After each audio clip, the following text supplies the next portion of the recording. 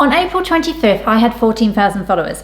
And if I'm completely honest with you, my account had been stuck around that number for quite a while. So I was gaining new followers, but I was also losing followers at the same rate. And I honestly was beginning to think that maybe my account was dead and unrevivable. Move forward 1 month though, and I'm currently on 16,785 followers. So that's a growth of 2,785 followers in the past 30 days that I've achieved completely organically on Instagram. So no paid ads or traffic coming from anywhere else. And that number is currently increasing day by day and will be over 3,000 by the time this video is published later today. So how did I revive my Instagram account?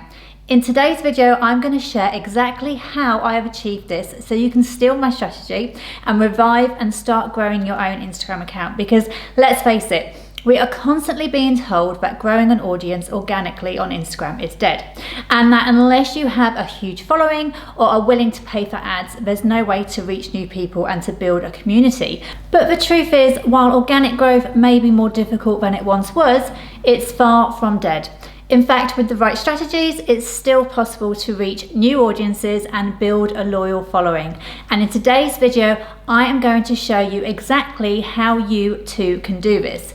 So if your account has been stagnant with little growth in recent times, then keep watching, because if I have managed to revive my account with new followers and activity, if you watch this video through to the end, make notes and follow what I have done, then you certainly can do the same too. Before we get into it though, if you are new to my channel and you would like to grow your business online so that you have more impact, income and freedom in your life, then hit the subscribe button right now. And for daily Instagram tips, follow me over there at the Leah Buckingham. Okay, so how did I achieve the growth of over 2,785 Instagram followers organically over the last 30 days? Here's my strategy. Number one of the quickest ways to grow on Instagram is by posting Instagram Reels. And I know this is not new news for most of us. Yes, you can still attract a following by posting other types of content such as static images and carousel posts, but Reels are still being pushed by the algorithm to a cold audience. So that's to people who do not currently follow you. You will notice when you scroll the Reels tab, the videos you see are mostly from new accounts that you don't follow. And that's why creating Reels is such a great way to be found by new accounts. So a few months back, I decided I want to tap into that more. So the first thing I did was I went to my analytics and I analysed what reel content wasn't working and what was on my account. So I looked at the reels that had performed best in the past, and I started working on creating new content that sticks to that structure and recreating those posts that did well, because if it performed well in the past and it is still relevant content, then it's good to test it again. And if any of those posts performed well, I then started to double down on that type of content again. So whether you want to focus on reels or other types of content, the quality of your content really is key here. And I know this is something that has been said over and over, but it's true. There's a lot of people on Instagram and a lot of noise, and your content needs to be top notch in order to stand out and gain any real traction with the algorithm. So when you start posting quality content and it starts getting noticed by people who engage with it, by continuing to create great content, you will continue to get engagement, and it will then be pushed by the algorithm further. Over time, this can then snowball as you start growing a bit by bit and then more by more over consecutive months. So the second thing I did is was get clear on what my account was about and go back to my ideal target audience. So my perfect customer persona, or avatar as some people call it. Now, I know this is hard for many people and it often gets overlooked, but going back to basics and reviewing who your content is reaching out to is so important when putting together your strategy.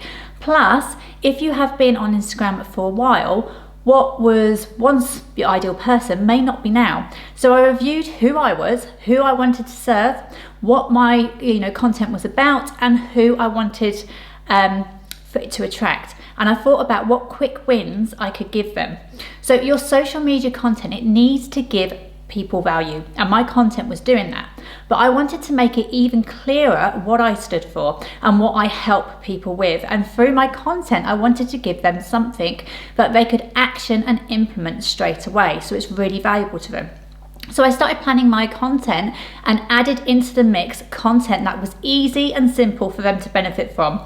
And the key here is making sure it's jargon free too. You know, it's so easy to get caught up in using jargon or words that you think may, you know, make you look good. But if your audience has no clue what you are talking about, or they don't understand some part of it, you're gonna lose them right there. So the next thing when it comes to reels, you really do only have 3 to 4 seconds to grab that viewer's attention and to stop the scroll. So one of the best ways to do this is by using strong hooks at the start of your content to hook them in and keep them watching your content. So again, I went back to basics here and thought, what do my ideal audience want to learn from me? I made sure the first words that came out of my mouth told them exactly what they would get from watching the reel. And I also added text or captions saying the same thing. So if they were watching with the sound off, they will still know what they're going to get from my content when they watch that video. And again, I doubled down on hooks that did well. So if I could use them again on other videos, to stop the scroll, I did. And you know, number 4, I slightly touched on it a moment ago, but the majority of people do scroll the Instagram app with the sound off. So when you go into the app, it's automatically off and you have to turn it on, which a lot of people don't, depending on where they are, or you know, when they're actually looking at the app, because they might be out in public. They might be at work where they actually shouldn't even be on their phone, let alone Instagram. Or, you know, they could even be sat with the family and having the sound on would actually be distracting for the rest of them. So for every piece of content, I always make sure I add text on the screen to describe the content. And if it's a talking video, use the caption sticker to generate captions. Now, I know there are some great apps out there to create engaging captions, and I do use these apps for other platforms, you know, such as YouTube Shorts. But with Instagram, I use the caption sticker to generate my captions because Instagram rewards you when you use their features. And, you know, I find the caption sticker, it works really well with generating accurate captions. So, you know, why wouldn't you use it? Okay, so the next thing I mentioned hooks and how important they are when stopping the scroll, but I've also got super specific and intentional with my call to actions. So this is telling people what I want them to do with my piece of content, and I've made sure I use these call to actions in the video content as well as in the caption. So it's so important to include a call to action in the video content because not everyone even gets to the caption, so why waste the opportunity? Now, someone said to me the other day, why would you include call to actions in every post? And that they think it's a bit too salesy. And my answer here is yes, if you use a sales call to action on every post, such as click to purchase, you will put people off. But call to actions should not be focused only on selling. They should be focused on engagement, because the more engagement you get on your content, the more the algorithm will favor it and push it out to more people. So more eyeballs on your content from new accounts, which should lead to more followers if your content is of quality and of good value to them. So things like double tap if you like this post, comment if you agree with this, share this with someone who needs to see this, like and follow for more. They're all great engaging call to actions. Okay, so number 6. Now, I know this next one will be a little bit controversial, and I've stayed consistent with my posting schedule. And what I've done is I've been posting content once a day. Now, this has worked for me, and I am not saying it is the only way to grow and will work for everyone. Yes, you can grow by posting only 2 to 3 times a week, but my focus was on growth, and I know the more content I get out there, the more visibility I will have and the quicker I will grow. This schedule has obviously been working for me, but it doesn't happen overnight. So if you wanted to follow this schedule, you may need to post daily for 3 months or even more before you start seeing results. But just remember, if your content is good, you will see results over time. But if you're not seeing results and you have been consistently posting for a while now, you need to have a really good hard look at your content, because it's most likely that. Okay, number 7. When it comes to Instagram stories, anyone who knows me or who has been on one of my Instagram stories challenges or one of my boot camps, you will know I absolutely love them. Now, they are the best place to build relationships with your current followers and to convert some of them into leads and sales. And as my audience began to increase with new followers, I have increased posting on my Instagram stories, about myself and sharing behind the scenes to build relationships with my existing followers, but also my new followers too.